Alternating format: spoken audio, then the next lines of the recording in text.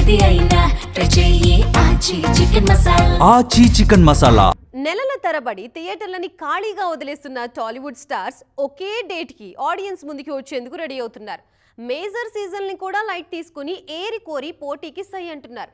Upcoming లిస్ట్లో ఇలాంటి crazy clash ఒకటి టాలీవుడ్లో హైప్ క్రియేట్ చేస్తోంది. ఇందుకే ఏంటా మూవీస్ అనుకుంటున్నారా? అయితే వాచ్ ది స్టోరీ. కెరీర్లో ఎప్పుడూ లేని విధంగా తన మాస్ ఇమేజ్ను పక్కన పెట్టి రవితేజ చేస్తున్న సరికొత్త ప్రయోగం ఇరుముడి.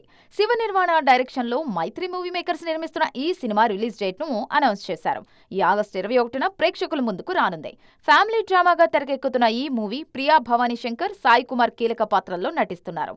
రీసెంట్ గా రిలీజ్ అయిన ఈ మూవీ గ్లిమ్స్ కు ఇప్పటికే మంచి రెస్పాన్స్ వచ్చింది. అయితే ఇదే ఆగస్టు 21వ తేదీన నేచురల్ స్టార్ నాని కూడా తన pan India dream project the Paradise మూవీని రిలీజ్ చేయబోతున్నారు.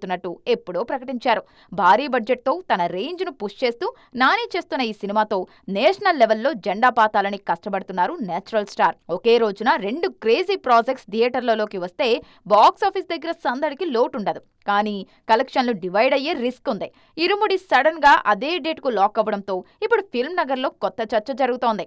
రవితేజ రిస్క్ చేసి క్లాష్ కు రెడీ అవుతున్నారా, లేక ది ప్యారడైజ్ మరోసారి వాయిదా పడే ఛాన్స్ ఉందా అన్న డౌట్స్ రైజ్ అవుతున్నాయి. ఇరుముడి ఎంట్రీతో ఇప్పుడు నాని ది ప్యారడైజ్ మూవీ వాయిదా పడే ఛాన్స్ ఉందన్న రూమర్స్ గట్టిగా ఊపందుకున్నాయి.